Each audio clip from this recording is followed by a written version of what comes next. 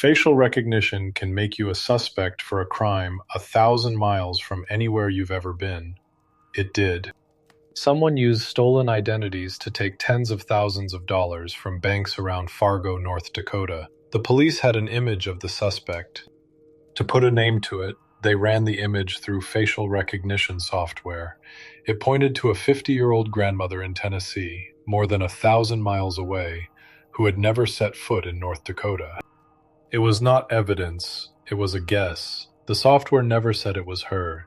People did, and they jailed her for more than 5 months anyway. This file did not begin with a lie. It began with a resemblance.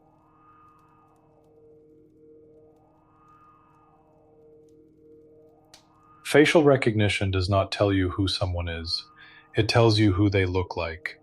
It returns a list of candidates ranked by resemblance. The companies that build it say the same thing. The result is a lead, never a proof. A photo from the case went into a system, and Angela Lips came back as a possible match. The system was Clearview AI, built from billions of photos scraped off the internet. It was licensed to the West Fargo police, not to Fargo. West Fargo ran the image, got Lips, and passed the result to the Fargo detectives, who assumed it had gone through the state's certified system. It had not.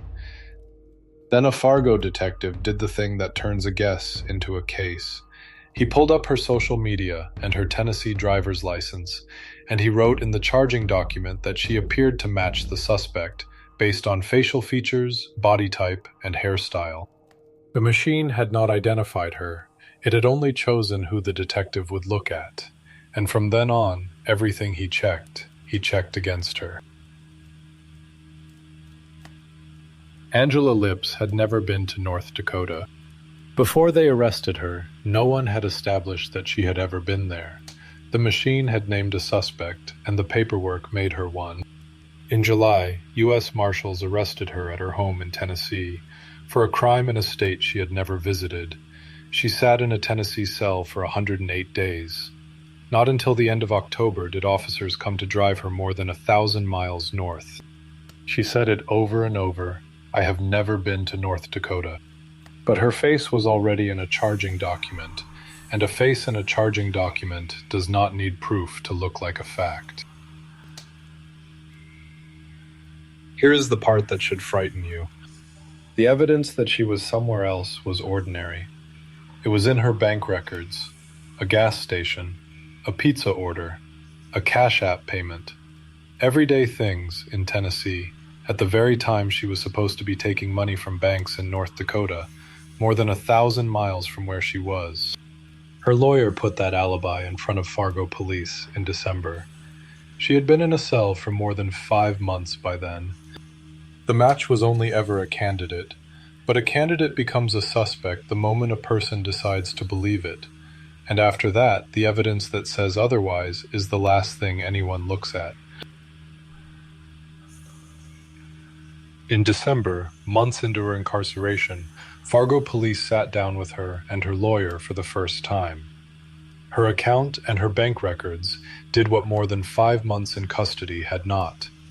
A few days later, just before Christmas, the charges were dismissed and she was released. They were dismissed without prejudice, which means they can be filed again. By then she had lost her home, her car, and her dog.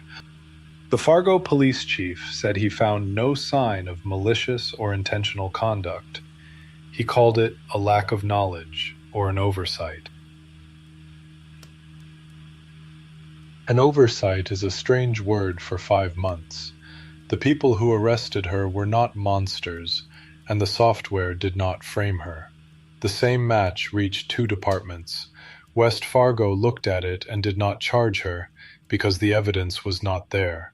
Fargo looked at it and did. The machine did not decide what happened next. People did. What it did was quieter and harder to see. It decided who they would suspect first, and everything after that was people, arranging their attention around a machine's guess. A facial recognition system cannot arrest you. It cannot testify.